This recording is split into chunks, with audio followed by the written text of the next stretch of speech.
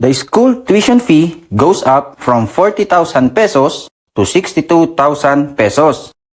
What is the percentage increase? A. 40%, B. 45%, C. 50%, D. 55%, E. 60%.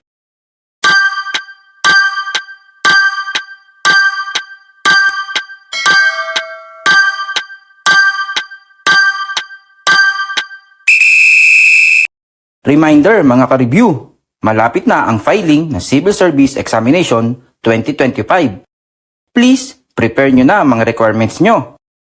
Mga basic requirements na need nyo ihanda. Fully accomplished application form. Passport size picture. Valid ID. At fee na 500 pesos. Para sa ibang updates sa darating na CSE 2025, always tune in sa mga videos natin dito sa Learn with Earl's Review channel.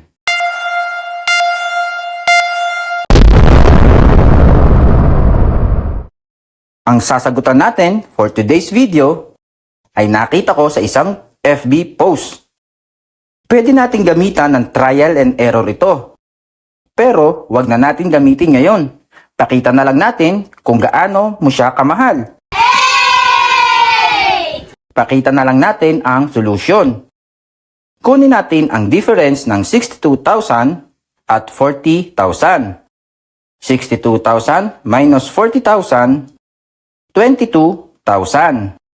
Then, divide ang 22,000 sa 40,000. Cancel na itong mga zero para mas madali.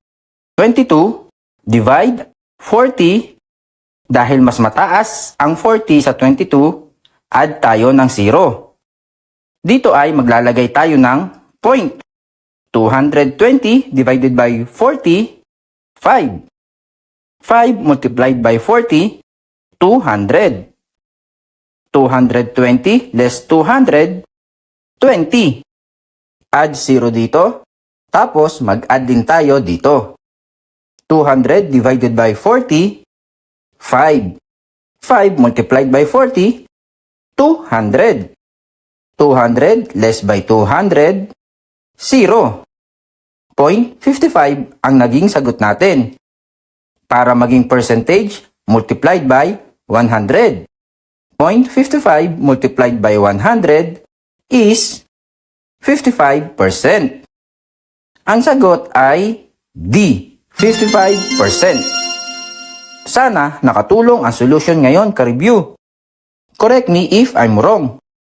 Subscribe for more.